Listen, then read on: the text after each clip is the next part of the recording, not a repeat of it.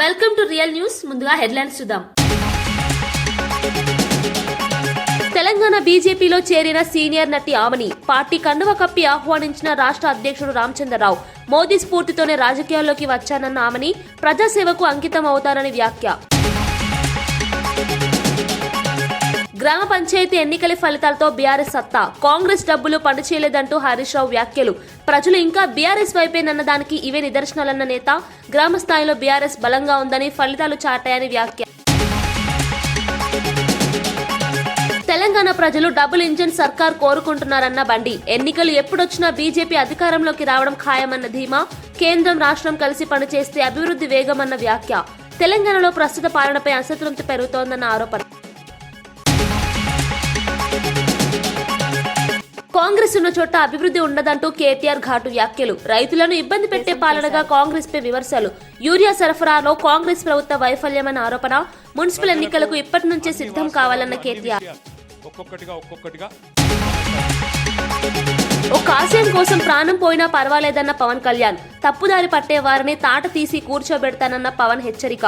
వైసీపీలో కొందరిపై గౌరవం ఉందన్న డిప్యూటీ సీఎం పవన్. పాత పద్ధతులకు తిరిగితే కఠిన చర్యలంటూ పవన్ స్పష్టం.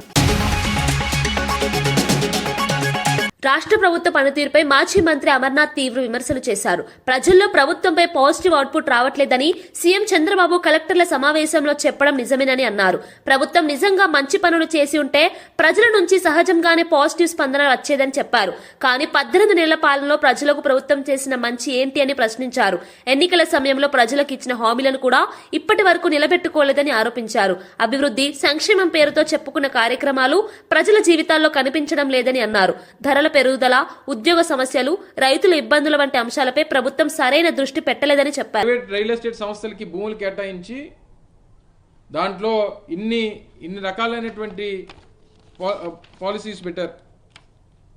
ఈ 2000 రూపాయలు పర్ స్క్వేర్ ఫీట్ ప్రభుత్వం ఇవ్వడానికి అప్పుడు మ్యాక్సిమం 2000 రూపీస్ అని, 50% ఏమో రెసిడెన్షియల్ యాక్టివిటీ మిక్స్డ్ యూసేజ్ అని చెప్తూ ఇంక ఇలాగా కపిల్ గ్రూప్కి కానీ, లేకపోతే సత్వాకి కానీ, లేకపోతే ఇంకో కంపెనీ కానీ పవర్ ఇన్సెంటివ్స్ ఇచ్చారు. సో సహజంగా కొన్ని పాలసీలో కొన్ని మినిమం నామ్స్ అనేటువంటి, కొన్ని మినిమం ఇన్సెంటివ్స్ అనేటువంటి సహజంగా ఏ ప్రభుత్వంలో ఉన్నా ఉంటాయి, కొన్ని సహజంగా నడుస్తుంటాయి. కానీ రియల్ ఎస్టేట్ కంపెనీలకి ఇవ్వడం ఏంటి? భూమి తక్కువకి ఇచ్చి వాడు నిర్మాణం చేసుకునేటువంటి ఖర్చులో సగం కూడా ప్రభుత్వమే పెట్టుకొని పవర్ ఇన్సెంటివ్స్ ఇచ్చి, మరి ఎందుకు వాడు చేస్తుందేంటి?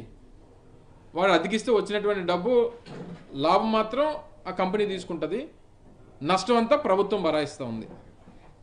భూముల కేటాయింపులో ప్రభుత్వానికి నష్టం, వాడు నిర్మాణం చేసుకునేటువంటి దాంట్లో డబ్బు ఇచ్చేటువంటి దాంట్లో ప్రభుత్వానికి నష్టం, పవర్ టారిఫ్లు తక్కువ ధరలకు ఇచ్చినటువంటి దాంట్లో ప్రభుత్వానికి నష్టం.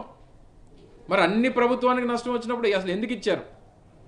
కారణం ఏంటి అనేటువంటిది ప్రజలు, వ్యవస్థలు, కోర్టులు అన్ని ప్రశ్నిస్తూ ఉన్న ముఖ్యమంత్రి గారు, వారి పుత్రరత్నం మాత్రం ఎక్కడా కూడా స్పందించరు. మళ్ళీ ముఖ్యమంత్రి గారు కూర్చొని నాకు అవుట్పుట్ రావట్లేదు, ప్రజల నుంచి అవుట్పుట్ లేదు అంటాడు. ప్రజలకు ఏదన్నా చేస్తే ప్రజల నుంచి అవుట్పుట్ వస్తుంది తప్ప, మీరు ఇన్పుట్ అంతా నీ కొడుక్కి ఇచ్చుకొని అవుట్పుట్ ప్రజలను అడిగితే ఎక్కడి నుంచి వస్తుంది? గడిచినటువంటి సంవత్సరంన్నరలో సహజంగా ఎవరన్నా ప్రభుత్వంలోకి వచ్చినటువంటి కొత్తలో మొదటి సంవత్సరంన్నర 2 సంవత్సరాల్లో సహజంగా ప్రభుత్వం మీద యాంటీ ఇన్కంబెన్సీ అనేటువంటిది సహజంగా తక్కువ ఉంటుంది. ఉండదు, అసలు నాకు తెలిసి అయితే ఉండకూడదు. కానీ మొదటి 18 మాసాల్లోనే మా ప్రభుత్వం మీద ప్రజలకి విశ్వాసం లేదు, ప్రజలు మమ్మల్ని మెచ్చుకోవట్లేదు, ప్రజలు సాటిస్ఫై అవ్వట్లేదు అని చెప్పి నేరుగా ముఖ్యమంత్రి చెప్పినటువంటి సందర్భం నాకు తెలిసి భారతదేశ చరిత్రలో ఇదే మొదటిసారి. నాకు తెలిసి గతంలో కూడా 3 సార్లు చంద్రబాబు నాయుడు గారు ముఖ్యమంత్రిగా పనిచేశారు. నాకు తెలిసి అప్పుడు కూడా మొదటి 18 నెలల్లోనో 2 సంవత్సరాల్లోనో వ్యతిరేకత వచ్చినటువంటి పరిస్థితులు ఆయన ఎప్పుడు మాట్లాడలేదు. సహజంగా ప్రభుత్వం ఏర్పడినటువంటి కొత్తలో ఉండదు. కానీ మొదటి 18 మాసాల్లోనే ప్రజలు మెచ్చుకోవట్లేదు, అవుట్పుట్ రావట్లేదు అనేటువంటి మాట నేరుగా ముఖ్యమంత్రే కలెక్టర్లతో, ఎస్పీలతో ప్రజలను ఉద్దేశిస్తూ మాట్లాడుతూ ఉన్నారంటే మీ ప్రభుత్వం మీద ఉన్నటువంటి వ్యతిరేకత, మీరు తీసుకున్నటువంటి నిర్ణయాల మీద ప్రజలు ఏ రకమైనటువంటి అభిప్రాయంతో ఉన్నారనేటువంటిది అర్థమవుతా ఉంది.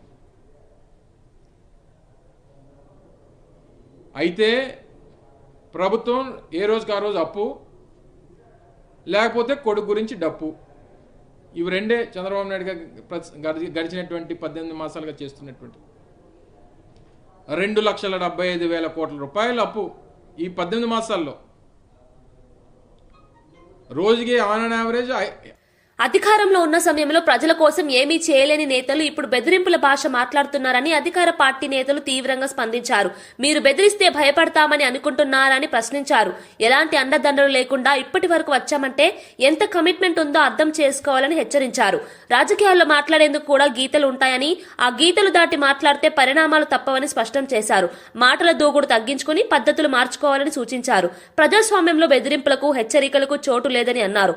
గీతలు దాటి మాట్లాడితే చేతుల్లో గీతలు తీసేస్తామంటూ చేసిన వ్యాఖ్యలు రాజకీయ వర్గాల్లో చర్చనీయాంశంగా మారాయి. ఈ వ్యాఖ్యలతో రాజకీయ వేడి మరింత పెరిగింది. సంబరాలు జరుపుకోవడంలో ఎలాంటి అతిశక్తి లేదు. 42% రిజర్వేషన్ కోసం కాంగ్రెస్ పార్టీ రాష్ట్ర ప్రభుత్వం ఎన్నో పోరాటాలు చేసింది. రాజకీయంగా అదే విధంగా ప్రజల్లో చైతన్యం తెచ్చే విధంగా ఎన్నో పోరాటాలు చేసి ఈ రోజు 42% రిజర్వేషన్ పై సుప్రీంకోర్టు ఇచ్చిన తీర్పు నిజంగా బీసీల విజయము. అదే విధంగా బీసీలు ఇవాళ రాష్ట్రంలో ఉన్న బీసీలందరూ కూడా ఈ రోజు మరి ఈ యొక్క తీర్పును స్వాగతించడంలో ఎలాంటి అతిశక్తి లేదు. రాజకీయంగా గౌరవ ముఖ్యమంత్రి రేవంత్ రెడ్డి గారు, మా పిసిసి అధ్యక్షుడు, అదే విధంగా మా పొన్నం ప్రభాకర్ గారు మంత్రి గారు ఎన్నో రకాలుగా ఎన్నో దశల్లో చర్చించి, ఏ దేవాలయం లాంటి శాసనసభలో చర్చించి 3 చట్టాలు తెచ్చి ఒక ఆర్డినెన్స్ తీసుకొచ్చి ఇలా బీసీల పక్షపాతిగా గౌరవ ముఖ్యమంత్రి రేవంత్ రెడ్డి గారు, మా పిసిసి అధ్యక్షుడు బొమ్మ మహేష్ కుమార్ గారు ఉన్నారంటూ ఎలాంటి అతిశక్తి లేదని సందర్భంగా మనం చేస్తా ఉన్నాం. రేపు 8వ తారీఖు నాడు కూడా హైకోర్టులో ఈ విషయంపై మరి సానుకూలంగా వస్తుందని ఇలా రాష్ట్ర ప్రజలందరూ, ముఖ్యంగా 52.33 బీసీ జాతులన్నీ కూడా ఎదురు చూస్తున్నాయని చెప్పడంలో ఎలాంటి అత్యాశక్తి లేదు. నేను ఈ టిఆర్ఎస్ పార్టీని, అదే విధంగా బీజేపీ పార్టీలను, బీసీ నాయకులను, అదే విధంగా రాష్ట్ర నాయకత్వాన్ని ప్రశ్నిస్తున్నా. ఇప్పటికైనా బీసీల పట్ల మీరు సానుకూలంగా వివరించండి. బీసీలు లేతే ఎవరు కూడా గెలవలేరు. ఈ రాష్ట్రంలో 56.33% ఉన్న బీసీలు అన్ని పార్టీ నాయకులను కోరుతా ఉన్నాము. రేపు 8వ తారీఖు నాడు మీరు హైకోర్టులో మాకు ప్రభుత్వానికి మద్దతు తెలుపవలసిందిగా నేను వాళ్ళని కోరుతా ఉన్నాను. ఇప్పటికే మా నోటికాడి ముద్దను లాక రాష్ట్రంపై ద్వేషంతో, యువతపై విద్వేషంతో వైసీపీ ఐటీ కంపెనీలను అడ్డుకుంటోందని శాసనమండలి చీఫ్ విప్ పంచుమర్తి అనురాధ ఆరోపించారు. అమరావతిలోని ఎన్టీఆర్ భవన్ లో నిర్వహించిన మీడియా సమావేశంలో ఆమె ఈ వ్యాఖ్యలు చేశారు. ఐటీ పెట్టుబడులు వస్తే యువతకు ఉద్యోగాలు లభిస్తాయని, రాష్ట్ర ఆర్థికాభివృద్ధి వేగవంతం అవుతుందని ఆమె అన్నారు. కానీ కావాలనే భయభ్రాంతులు సృష్టిస్తూ కంపెనీలను తరిమి కొడుతున్నారని విమర్శించారు. ఇది పూర్తిగా రాష్ట్ర ప్రయోజనాలకు విరుద్ధమని అన్నారు. రాజకీయ లాభాల కోసం యువత భవిష్యత్తుతో ఆడుకోవడం వైసీపీకి అలవాటుగా మారిందని ఆరోపించారు. ప్రభుత్వం తీసుకుంటున్న అభివృద్ధి నిర్ణయాలకు ప్రజల మద్దతు ఉందని, అడ్డంకులు సృష్టించినా వెనక్కి తగ్గబోమని స్పష్టం చేశారు. ఐటీ రంగాన్ని బలోపేతం చేయడమే ప్రభుత్వ లక్ష్యమన్నారు. ఉన్న పరిశ్రమలన్నీ, ఐటీ ఇండస్ట్రీలందరినీ కూడా వెళ్ళగొట్టడం ప్రజలందరికీ కూడా తెలుసు.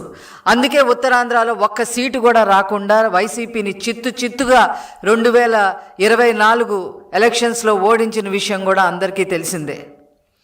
ఇప్పుడు గెలిచిన తర్వాత ఐటీ శాఖ మంత్రులుగా నారా లోకేష్ గారు వైజాగ్ని, ముఖ్యంగా ఉత్తరాంధ్రాని ఆర్థిక రాజధానిగా తీర్చిదిద్దడం కోసం 5 లక్షల ఉద్యోగాలే కల్పనగా ఒక సంకల్పం చేసుకొని ఈరోజు పెద్ద మల్టీనేషనల్ కంపెనీస్, ఇంటర్నేషనల్ కంపెనీలు, లోకల్ కంపెనీలు, ఇలాగ అనేక రకాలుగా మరి కంపెనీలు తీసుకొచ్చి 5 లక్షల ఉద్యోగాలు కల్పన చెయ్యాలి అనే దృఢ సంకల్పంతో ఉంటే వైసీపీ విషం కక్కుతా ఉంది.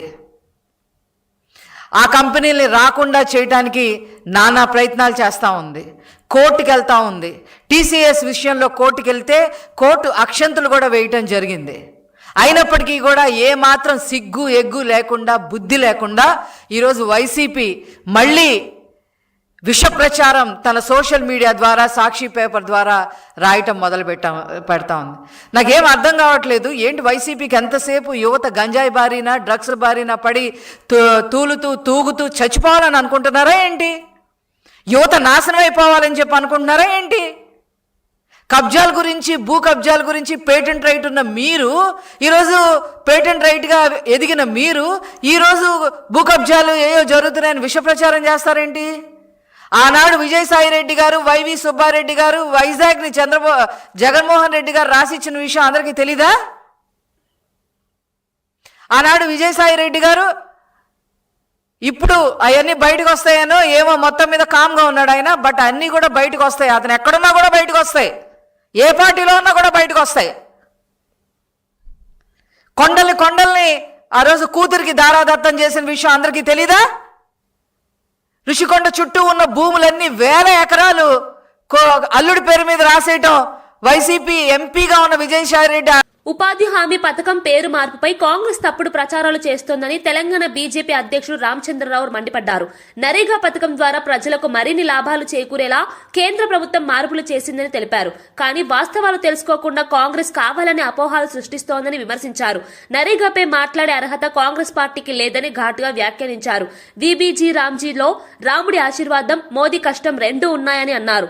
పేదల అభ్యున్నతికి కేంద్ర ప్రభుత్వ నిర్ణయాలన్నీ తీసుకుంటున్నామని స్పష్టం చేశారు. ప్రజల దృష్టిని మళ్లించేందుకే కాంగ్రెస్ ఈ తరహా రాజకీయాలు చేస్తోందని ఆరోపించారు. అభివృద్ధిని అడ్డుకునే ప్రయత్నాలను ప్రజలు గుర్తించారని రామచంద్రరావు తెలిపారు. ఎక్కువ ఒక గ్రామీణ ప్రాంతాల్లో ఈ యొక్క నిరుద్యోగ సమస్యని తీర్చడానికి ప్రయత్నంలో ఈ యొక్క నరేగాని మనం మార్చడం జరిగింది, వీబీజీ రామ్జీ. కానీ ఈరోజు కాంగ్రెస్ ప్రభుత్వం, కాంగ్రెస్ నాయకులు దాని మీద తప్పుడు ప్రచారాలు చేస్తూ ఉన్నారు. నరేగా అనేటటువంటి ఒక స్కీమ్ని దాన్ని ఇంకా మార్చి ప్రజలకు ఎక్కువ లాభం వచ్చేటటువంటి దాంట్లో పేరు మాత్రమే మార్చారు. దానికి వీళ్ళకి అభ్యంతరం ఏందో మాకు తెలియదు. కాంగ్రెస్ పార్టీకు నరేగా మీద మాట్లాడే అధికారమే లేదు. ఎందుకంటే మన్మోహన్ సింగ్ గారు వారి కాల పరిమితం పూర్తయ్యే వరకు కేవలం 1,00,000 కోట్లు మాత్రమే దేశంలో వాళ్ళు ఖర్చు పెట్టారు. అదే 10 సంవత్సరాలు నరేంద్ర మోదీ గారు వచ్చిన తర్వాత మనము 8 లక్షల కోట్ల రూపాయలు గ్రామీణ ప్రాంతంలో మనం ఖర్చు పెట్టినాము ఈ యొక్క స్కీమ్ ద్వారా. ఎవరు గ్రామంలో పనిచేస్తూ ఉన్నారు, ఎవరు గ్రామంలో అభివృద్ధి ప్రయత్నం చేస్తూ ఉన్నారు, ఎవరు గ్రామీణ ప్రాంతంలో ప్రజల ఒక జీవితాల్లో మార్పు తీసే ప్రయత్నం చేస్తున్నారంటే ఒక్కసారి గ్రామీణ ప్రజలు కూడా ఆలోచించుకోవాలి. కాబట్టి తెలంగాణలో కూడా గ్రామీణ ప్రాంతాలు బలపడాలంటే, గ్రామీణ ప్రాంతాలు అభివృద్ధి మార్గంలో వెళ్ళాలంటే, వికసిత భారత్ వైపు మనం వెళ్ళాలంటే మీ అందరూ కూడా ఈ వీబీజీ రామ్జీ అనేటటువంటి పథకాన్ని, దాంట్లో మన రాముడే ఉన్నాడు కాబట్టి ఆ రాముడి ఆశీర్వాదం, ఆ మోదీ గారి యొక్క కష్టము అన్ని కలిపినటువంటి ఒక వికసిత భారత్ వైపు అందరం కూడా పోవాలి. భారతదేశంలో గ్రామాల ఒక అభివృద్ధి చాలా ముఖ్యము. కాబట్టి మీ అందరికీ కూడా ఈ సర్పంచ్లకు, ఉప సర్పంచ్లకు, వార్డు మెంబర్కు ఇంత పెద్ద ఎత్తున గెలిచి భారతీయ జనతా పార్టీని ప్రతిష్టం చేసినందుకు కార్యకర్తలకు, జిల్లా నాయకులకు, రాష్ట్ర నాయకులకు, ఆ ప్రాంతంలో ఉన్న మా ఎంపీలకు, పోటీ చేసిన ఎంపీలకు, ఎమ్మెల్యే పోటీ చేసిన కార్యకర్తలకు, నాయకులు అందరికీ కూడా నేను వారిని అభినందిస్తున్నాను. ఇంత కష్టపడ్డారు. ముఖ్యంగా కిషన్ రెడ్డి గారి యొక్క సొంత ప్రాంతంలో వారు ఆ ఒక ఇన్ని సీట్లు గెలవటం, ఇన్ని సర్పంచ్ గెలవటం కూడా మనం ఒక ఆలోచించాల్సిన అవసరం ఉన్నది. ఏ విధంగా ప్రజల ఈరోజు వాళ్ళ ఆలోచన వాళ్ళ సరళి ఉందని చెప్పేసి. రాష్ట్రంలో ఫిలిం, టెలివిజన్ ఎకోసిస్టమ్ ను మరింత అభివృద్ధి చేసేందుకు ప్రభుత్వం చిత్తశుద్దితో పనిచేస్తుందని సినిమాటోగ్రఫీ మంత్రి కోమటిరెడ్డి వెంకటరెడ్డి తెలిపారు. సినిమా పరిశ్రమకు అవసరమైన మౌలిక వసతులు, విధానపరమైన సహాయాన్ని ప్రభుత్వం అందిస్తుందని చెప్పారు. తెలంగాణను ఫిలిం హబ్ గా తీర్చిదిద్దడమే లక్ష్యమన్నారు. యువతకు ఉపాధి అవకాశాలు పెరిగేలా చర్యలు తీసుకుంటున్నామని తెలిపారు. స్టూడియోలు, శిక్షణ కేంద్రాలు, టెక్నికల్ సపోర్ట్ ను బలోపేతం చేస్తామని అన్నారు. ఫిలిం, టీవీ రంగాలు రాష్ట్ర ఆర్థిక వ్యవస్థకు కీలకమని పేర్కొన్నారు. పరిశ్రమ ప్రతినిధులతో నిరంతరం చర్చలు జరుపుతూ సమస్యలు పరిష్కరిస్తామని హామీ ఇచ్చారు. సినిమా రంగం అభివృద్ధితో అనుబంధ రంగాలకు కూడా లాభం చేకూరుతుందని మంత్రి స్పష్టం చేశారు. గాయపడ్డారు. Short films are really important for helping new talent and fresh ideas grow. Our government is dedicated to making Telangana the best and easiest place for filmmakers to work. Hyderabad, the global cinema capital, is not only India's film production hub but also center of creative ambition. As a Minister of Cinematography, I assure all of you that our Chief Minister and our government of Telangana is committed to strengthening our film and television ecosystem. Hyderabad International Short Film Festival. This is the right cream of the people who can reform this society. And the very purpose of the short film or long film, in addition to the providing employment and also business, and above all, the purpose should be for creating social consciousness. Congress party ఎన్ని కేసులు పెట్టినా, ఎంత డబ్బు పంచినా, గుండాయిజం చేసినా ఎదురీదుకుని గెలిచిన సర్పంచ్లు, ఉప సర్పంచ్లు, వార్డు మెంబర్లకు హృదయపూర్వక శుభాకాంక్షలని మాజీ మంత్రి ఎమ్మెల్యే హరీష్ రావు తెలిపారు. గ్రామ పంచాయతీ ఎన్నికల ఫలితాలు బీఆర్ఎస్ పార్టీ సత్తాను స్పష్టంగా చూపించాయని అన్నారు. ప్రజలు ఇంకా బీఆర్ఎస్ వైపే ఉన్నారనడానికి ఇవే నిదర్శనమని వ్యాఖ్యానించారు. బీఆర్ఎస్ తరఫున గెలిచిన సర్పంచ్లను కూడా కాంగ్రెస్ ఖాతాలో వేసుకోవడం హాస్యాస్పదమన్నారు. రాజకీయాల్లో అబద్దాలు చెప్పడంలో నోబెల్ ప్రైజ్ ఉంటే అది రేవంత్ రెడ్డికి ఇవ్వాలని ఎద్దేవా చేశారు. ప్రజల తీర్పును వక్రీకరించే ప్రయత్నాలు కాంగ్రెస్ మానుకోవాలని హరీష్ రావు సూచించారు. నిజంగా ఈ ఎన్నికలు బీఆర్ఎస్ పార్టీ యొక్క సత్తా ఏందో చాటినాయి. కారు జోరు, కాంగ్రెస్ బేజారు. ఎందుకు ఈ మాట అంటున్నా అంటే ఎప్పుడైనా రూలింగ్ పార్టీ, ఇప్పుడు మనం కూడా 2 సార్లు గవర్నమెంట్లు ఉన్నాం, అంతకుముందు కూడా కాంగ్రెస్ ఉండే, తెలుగుదేశం ఉండే. ఎప్పుడైనా లోకల్ బాడీ ఎలక్షన్లు, సర్పంచ్ ఎలక్షన్లు అనేవి రూలింగ్ పార్టీ 90 పైసలు గెలుస్తుంది, ప్రతిపక్షం 10 పైసలు గెలుస్తుంది. కానీ ఈసారి ఏమైంది, మనం 40%, 4,000కు పైగా సర్పంచులు ఇవాళ బీఆర్ఎస్ పార్టీ గెలిచింది. 4,000కు పైగా గెలిచినాం. అఫ్ కోర్స్ రేవంత్ రెడ్డి కథ వేరు, మంది పుట్టిన బిడ్డ కూడా నా బిడ్డనే అంటాడు, ముద్దు పెట్టుకుంటాడు. ఈ కేసు వేరే కేసు ఇది. ఎందుకంటే మొన్న లెక్కలు చెప్పిండు. ఇప్పుడు మనము గెలిచిన సర్పంచులు కూడా ఆయన ఖాతాల్లో వేసుకున్నాడు. ఇప్పుడు సంగారెడ్డిలో మనం 34 గెలిచినాం, కానీ రేవంత్ రెడ్డి ఏమంటాడంటే సంగారెడ్డిలో మనం 25 గెలిచినాం, 29 గెలిచినాం అంటాడు. ఇళ్ళవి కూడా అల్లే కలుపుకుంటాడు. అన్ని కాన్స్టిట్యూన్సీలు అట్లనే చేసిండు. సరే, రేవంత్ రెడ్డి సంగతి మనకు తెలియదు ఏం కాదు. అబద్ధాలు ఆడడంలో రాజకీయాల్లో భవిష్యత్ అన్న నోబెల్ ప్రైజ్ ఎవరికైనా ఇస్తే అది రేవంత్ రెడ్డికే వస్తుంది. నంబర్ 1 జూటా కోర్. ఒక్కటే సరిగా మాట్లాడతాడా? ఇప్పుడు సర్పంచ్ ఎన్నికల్లో నువ్వు గెలిచిందే 50% లోపల, ఏమంటాడు, నేను 66% గెలిచిన, ఇక మళ్ళా తాప కూడా మాదే గవర్నమెంట్ వస్తుంది అంటాడు. నువ్వు 66% సర్పంచులు గెలిస్తే మళ్ళా గవర్నమెంట్ వచ్చేది ఉంటే, పోయిన తాప మరి బీఆర్ఎస్ పార్టీ 90% సర్పంచులు గెలిచింది, మరి మా గవర్నమెంట్ రాలే కదా. అంటే మనము 90% గెలిస్తే మనకు 39 మంది ఎమ్మెల్యేలు గెలిచిండ్రు. 66% గెలిచిన రేవంత్ రెడ్డికి ఎన్ని వస్తాయి? 10, 12 వస్తాయి. 10, 12 ఎమ్మెల్యేలు వస్తాయి. గవర్నమెంట్ బీఆర్ఎస్ వస్తుంది పక్క. నువ్వు చెప్పిన సూత్రమే నీకు చెప్తున్నా, అంతే కదా. అమరావతిలోని విట్ యూనివర్సిటీలో జెన్సెట్ పోస్టాఫీస్ ను కేంద్ర గ్రామీణ అభివృద్ది కమ్యూనికేషన్ శాఖ సహాయ మంత్రి పెమ్మసాని చంద్రశేఖర్ ప్రారంభించారు. యువతకు ఆధునిక పోస్టల్ సేవలను మరింత చేరువ చేయడమే లక్ష్యంగా ఈ పోస్టాఫీస్ ను ఏర్పాటు చేసినట్లు తెలిపారు. డిజిటల్ యుగానికి అనుగుణంగా పోస్టల్ శాఖను ఆధునీకరిస్తున్నామని అన్నారు. విద్యార్థులు, యువతకు అవసరమైన సేవలను ఒకే చోట అందించాలన్నదే ఉద్దేశమన్నారు.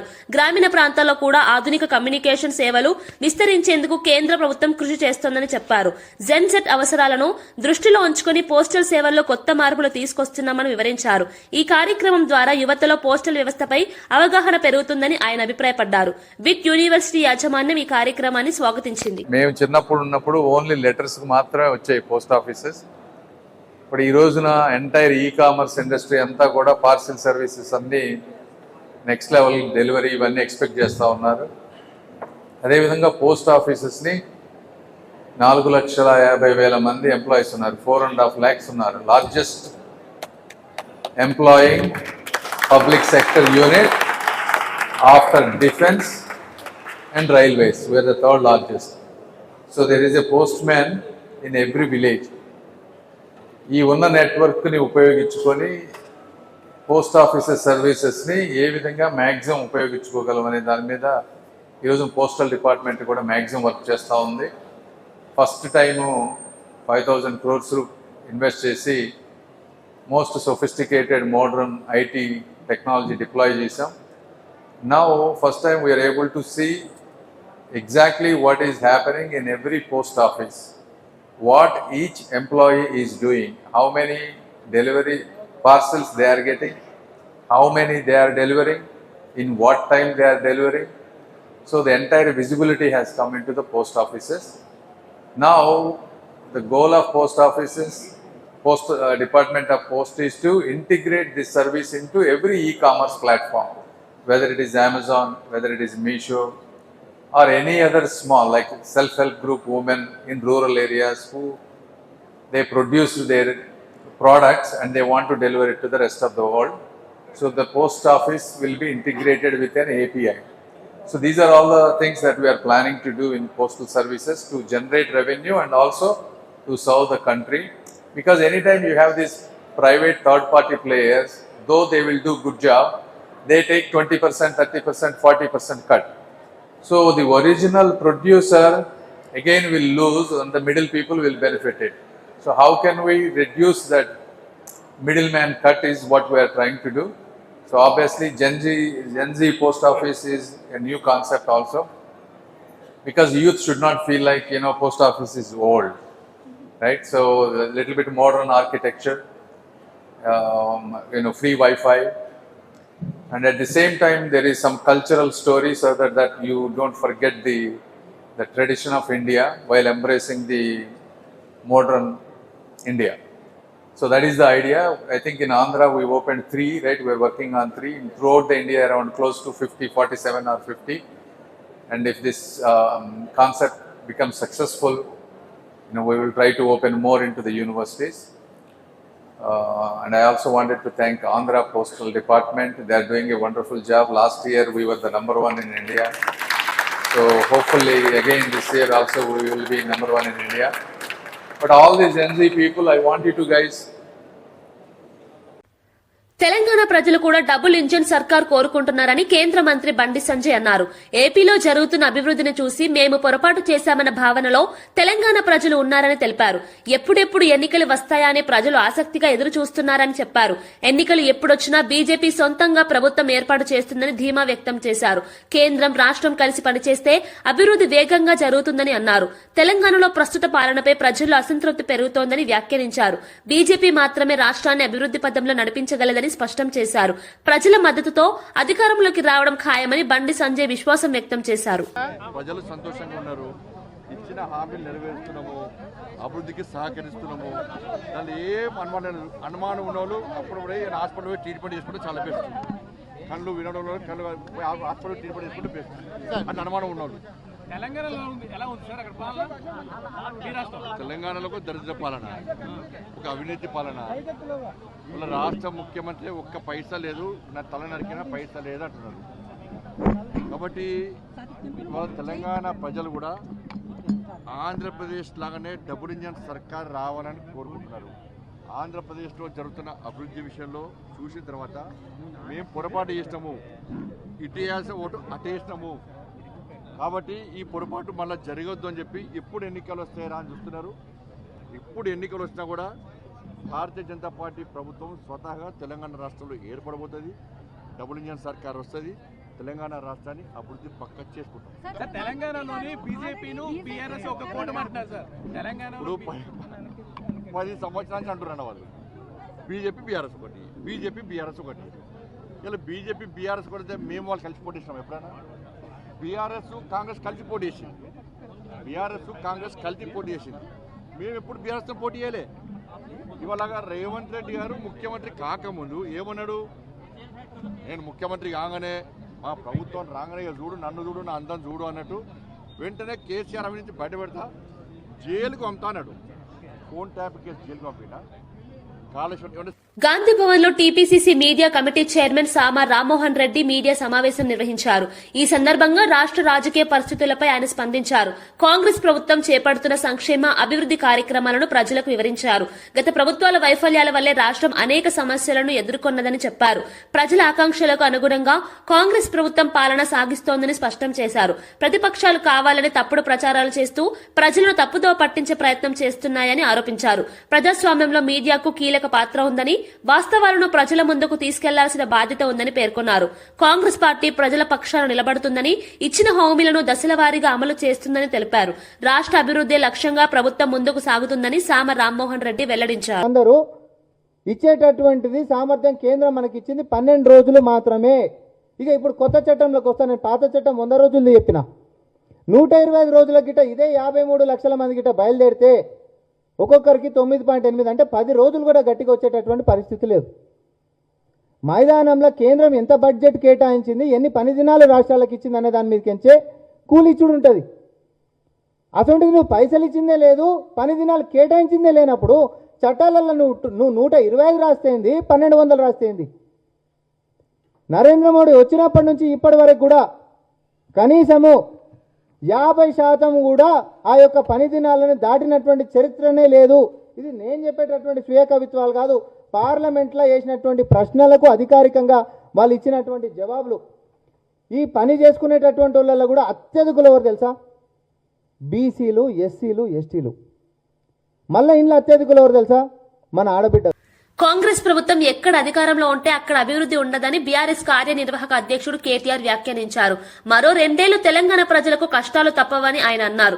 నూతనంగా ఎన్నికైన సర్పంచ్లను తెలంగాణ భవన్ లో సన్మానించిన సందర్భంగా ఆయన మాట్లాడారు. గ్రామాల్లో రైతులు యూరియా కోసం యుద్ధాలు చేయాల్సిన పరిస్థితిని కాంగ్రెస్ ప్రభుత్వం తీసుకువచ్చిందని విమర్శించారు. దుకాణాల్లో యూరియా ఇవ్వలేని ప్రభుత్వం యాప్ లో ఇస్తానంటూ చెప్పడం హాస్యాస్పదమన్నారు. రైతులపై నిజమైన ప్రేమ ఉంటే యూరియా సరఫరా సజావుగా ఉండదని అన్నారు. సర్పంచ్ ఎన్నికల ఫలితాలు చూసి ఎంపీటీసీ, జెడ్పీటీసీ ఎన్నికలు పెట్టే ధైర్యం ప్రభుత్వానికి లేదని వ్యాఖ్యానించారు. జనవరి, ఫిబ్రవరిలో మున్సిపల్ ఎన్నికలు వచ్చే అవకాశం ఉందని, ఇప్పటి నుంచే కార్యకర్తలు సిద్ధం కావాలని కేటీఆర్ దిశానిర్దేశం చేశారు. ప్రజలకు అన్ని వాస్తవాలు, అన్ని విషయాలు ఒక్కొక్కటిగా అర్థమవుతా ఉన్నాయి. ఒక్కొక్క వర్గానికి ఇప్పుడిప్పుడే మొత్తం తేటతెల్లమవుతున్నది. అన్ని విషయాలు వివరంగా అర్థమవుతున్నాయి. ప్రజలు ఎదురు చూస్తున్నారు. ఇప్పుడు నిజానికి ఈ ఎలక్షన్లో కేసీఆర్ గారు కాలు బయట పెట్టలే, ఒక మాట కూడా టీవీలో కూడా చెప్పలే. కానీ మన సింబల్ కూడా లేదు, కారు గుర్తు కూడా లేదు. కానీ మనోళ్ళు ఎక్కడికక్కడ వీరోచితంగా అద్భుతంగా కొట్లాడి ఇవాళ మొత్తం రాష్ట్రంలో అద్భుతమైన రిజల్ట్ తీసుకొని వచ్చినారు. దానివల్ల ఇవాళ ప్రభుత్వమే వెనుకకు పారిపోయే పరిస్థితున్నది. జిల్లా పరిషత్, మండల పరిషత్ ఎలక్షన్లు పెట్టకుండా గుర్తు లేకుండానే గిట్లున్నది. ఇక గుర్తొచ్చి మళ్ళీ కేసీఆర్ గుర్తుకొస్తే ఎట్లుంటుందో అని చెప్పి తప్పించుకొని పారిపోయే పరిస్థితున్నది. ఒకటి మాత్రం పక్కా, ఇంకొక 2 ఏళ్ళు మనకు కొద్దిగా పరీక్షా సమయం ఉంటుంది. 2 ఏళ్ళు వాడొకడు వీడొకడు కాంగ్రెస్ వాడు మనని అవమానిస్తే అవసరమైతే 1 నిమిషం తలకాయ కిందికేసుకోవాలి, 4 అడుగులు వెనుకకేయాలి. ఎందుకంటే ఎక్కడ నెగ్గాలనో తెలవాలి, ఎక్కడ తగ్గాలనో కూడా మనకు తెలవాలి. తెలిస్తేనే రేపటి రోజున 4 అడుగులు ముందుకేసేందుకు అవకాశం ఉంటుంది. కాబట్టి అధైర్య పడకండి. రేపు మళ్ళీ మున్సిపల్ ఎలక్షన్లు తొందరలో రాబోతూ ఉన్నాయి.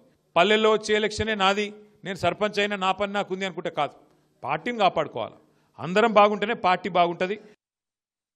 రాష్ట్ర రాజకీయాల్లో సంచలన వ్యాఖ్యలు చేశారు డిప్యూటీ సీఎం పవన్ కళ్యాణ్. ఒక్క ఆశయం కోసం తన ప్రాణం పోయినా పర్వాలేదని, కానీ ఆ మార్గంలో అడ్డొచ్చే వారిని వదిలిపెట్టబోమని స్పష్టం చేశారు.